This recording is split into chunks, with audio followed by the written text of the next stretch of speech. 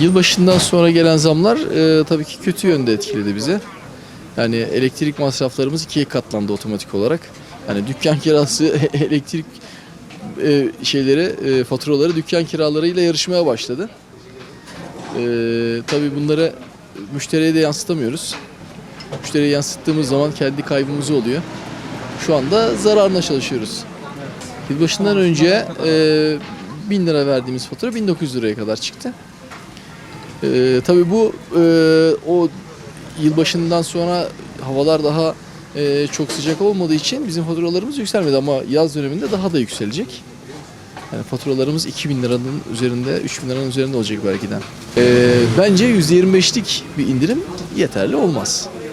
Esnafın yüzünü güldürmez. Gelen zamlar %100'dü. %25'lik bir indirim %75'lik zammın devamı demek olur. Yani bu da tabii ki bizim için külfetin devamı demek olur. Zamlar çok kötü etkiledi. Yani evlere de malum çok. Zaten iş yerlerine daha zamlı tarife. Zaten normalde de hep fazladır iş yerleri de. Yani neredeyse 2 katına çıktı diyelim yani dükkanlara 2 katına çıktı. Ne oluyor? Bizde maliyetleri etkiliyor. Biz de vatandaşa yansıtıyoruz tabii bunu. Olan vatandaşa oluyor. Bize de oluyor tabii.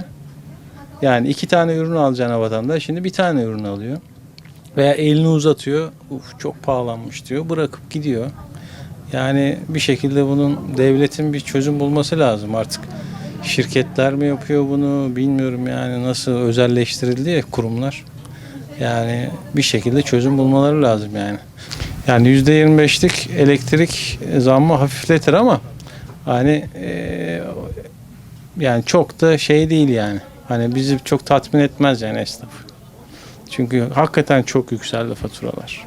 Yani bence hani eskisinin üzerine biraz daha koyup şey yapabilirler. Eskisinin üzerine ne bileyim 120 geliyordu mesela 150-160 gelse eyvallah deriz ama yani şimdi 250 gelirse gene bir şey değişmemiş olacak ne olacak yani. Geçen ay çok yüksek miktarda elektrik geldi. 650 lira elektriğim geldi. Diğer aylara istinaden yani %100'den fazla bir elektrik zammı gelmiş. Yani esnaf olarak memnun değiliz tabii ki. Yani indirimin sağlanmasını istiyoruz. Ya %25 indirim güzel bir şey yani sağlanırsa tabii ki uygulanırsa çok güzel. Yani indirim sağlanır ama tabii ki uygulanması lazım. Yani halkımız eğer ki indirim sağlanırsa esnafımız mutlu olur. O konuda yani şüphemiz olmaz. İnşallah uygularlar. Elektrik zammı bir de çok gider olduğundan bizim giderimiz gelirden daha fazla. Yani bunun gereğini yapılmasını istiyoruz tabii ki.